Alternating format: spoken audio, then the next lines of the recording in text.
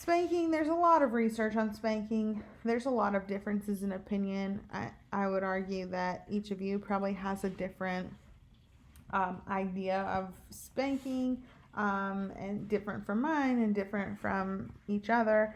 Um, some researchers do believe that physical punishment is harmless, others do not believe it is harmless. Um, I think it's important to think about um, future aggression with spanking. So if the parent, it's really important for the parent to practice induction, which is if you spank, talk to the kid about why their behavior was wrong, um, why this punishment is needed, and kind of teach them, walk them through some things, because without that, sometimes the kid learns that, oh, I've done something wrong. So then I get punished, and then maybe they go into relationships down the road with that same attitude. Someone says something that they don't like, well, they need to punish them physically. It's certainly not like a guarantee, but it definitely happens, and it's something to think about and be conscientious of. Alternatives to spanking, I really do not agree with your book on this. Psychological control is, I think, in my opinion, quite damaging. If the child feels that their love is only conditioned upon, if your love for them is only conditioned upon them being a good child, they may hesitate to come to you with problems that they're having, if they've made a mistake, if they're, it just sets them up to walk on eggshells, really, to kind of be on pins and needles all the time, waiting for the other shoe to drop. When is mom or dad gonna pull this love from me and these reactions? So that, I don't love that. Timeout, that is a popular option. I think they say 1 minute for every year that the child is old is the ideal. And then I've already mentioned induction, and I think induction is really healthy regardless of what type of discipline you give. So the parent tries to get the child to understand why their behavior is wrong. You talk to them about it. Okay, you do know what you did wrong. Let's talk about it. Here, what are the alternatives? Like, you could have done this instead. I don't know. Just looking at some alternatives in that way, helping the kids see other ways to kind of deal with that behavior. Sex differences, sex is biological. So sex differences are going to be in your hormones, your physical makeup, etc. Gender and gender differences are socially constructed. So that's what we've created as what is a male role, a female role. Girls play with dolls and boys play with trucks. Girls wear pink, boys wear blue. I could really go on about this all day. But we've created these kind of norms and ideals about what it means to be a boy, what it means to be a girl, and then we really encourage girls and boys, particularly when they're young children, to kind of fit into those. So we only buy the boys boy toys, we only buy the girls girl toys, and that's problematic for a lot of reasons, which maybe I'll get to on a future slide here. Also, what was I going to say about this? I'm not sure. I do have more to say about this. Let's go to the next slide. So we have what I've already mentioned. We've kind of taught children what to play with, what they should like, by by nature of what we've bought them, what we've given to them, what we've put in their zone. And this really, I mean, we've started with gender differences long before the child was even conceived. When you're talking about, oh, we're thinking about getting pregnant, oh, what do you want, a girl or a boy? Then a baby shower happens, and we're having before the baby shower, now we have a gender reveal party, and then we have a baby shower where everything's pink or blue, or it starts before the child's even born. So then all their clothes are all when they come out of the womb, they're either blue or pink or dolls or trucks or whatever you've chosen for your child. But so anyhow, we have created these roles, and then we feel compelled to follow them. So this is a really interesting study. You may have heard of it. They bring these kids into the lab and give them a bunch of office supplies. I'm talking hole punch, pencil cup, stapler, just really generic office supplies that are not gender specific in any way. And they tell the kids they can play, have a good time. The kids play, they watch them play. They come back out. I don't know if they come back like another day or another hour. I don't know the full details, but the kids come back. This time when they come back, the toys are labeled. So the hole punch now says girl, the pencil cup says boy, the stapler says girl, etc.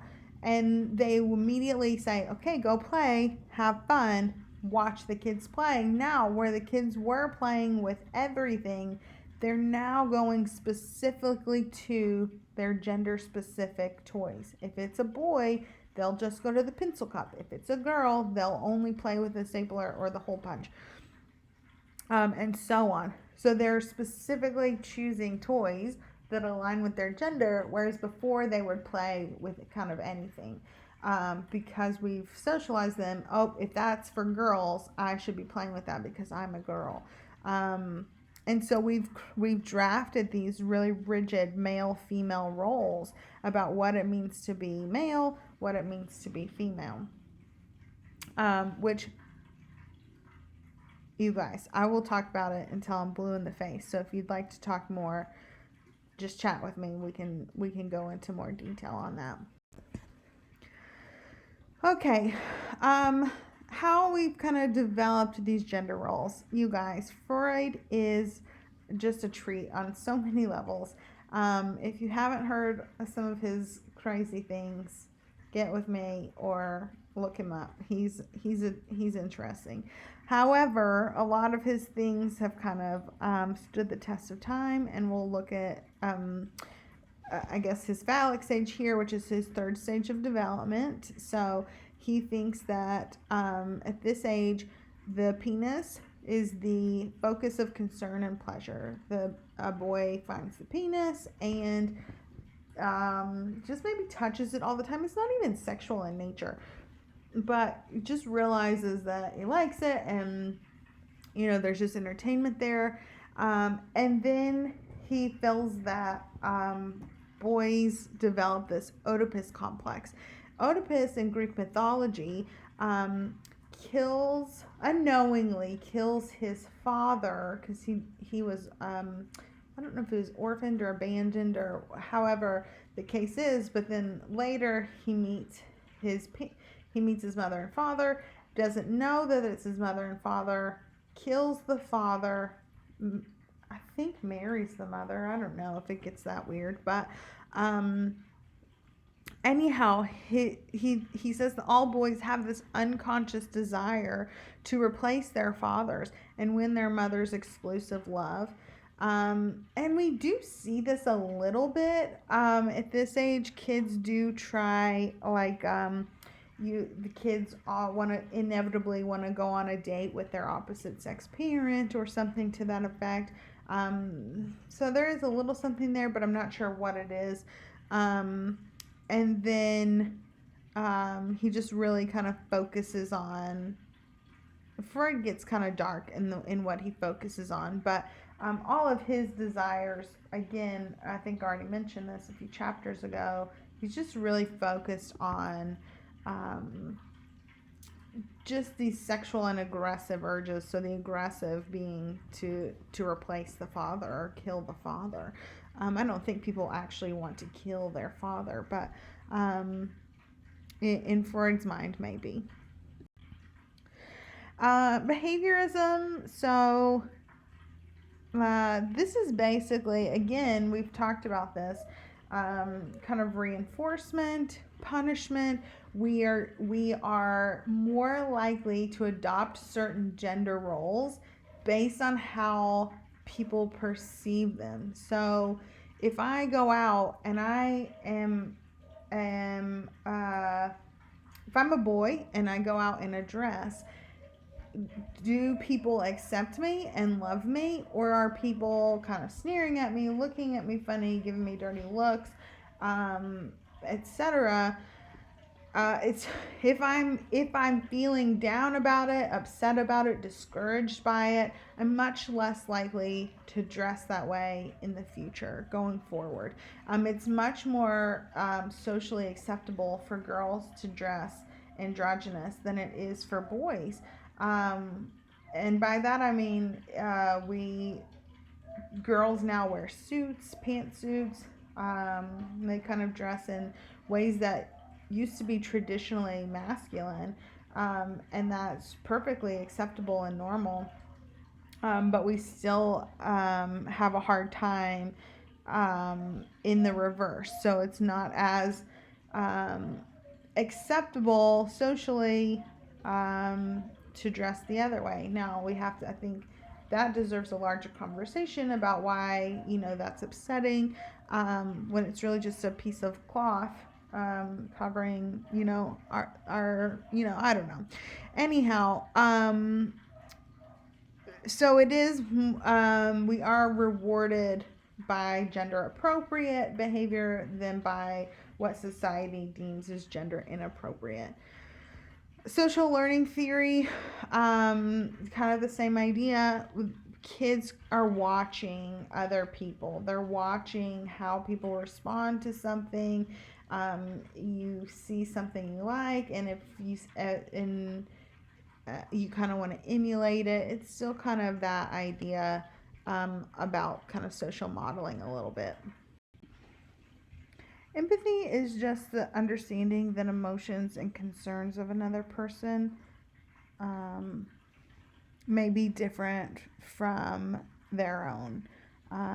You just have that concern for other people, even if you don't necessarily understand where they're coming from. Antipathy is feelings of dislike or hatred for another person. Um, for general types of aggression, I don't think I'm going to belabor them too much here. I really want to talk about them when we get to adolescence, because I think they're much more relevant in adolescence. They do have some information in Table 6.2. Instrumental aggression is a hurtful behavior that's intended to get something that another person has and then to keep that. Reactive aggression is an impulse retaliation for another person's intentional or accidental action, verbal or physical. Relational aggression, really non-physical acts such as insults or social rejection. This is aimed at harming the social connection between the victim and other people. And bullying aggression is unprovoked, repeated physical or verbal attacks, especially on victims who are unlikely to defend themselves. And I think one of the key definitions of bullying or aggression that's important to remember is that this is repeated. This doesn't typically happen in a silo. It's not just a one-time thing. It's happening many times. And often the bully has multiple victims. They may even have been a victim of bullying themselves. So, definitely, as it's noted here, aggression does become less common from ages 2 to 6, but it really picks back up in middle school and high school. And I would say, I would even say relational aggression and most bullying doesn't really start until then. Instrumental and reactive aggression, yeah, maybe starts a little bit younger, but we'll talk more about this as we go through the chapters.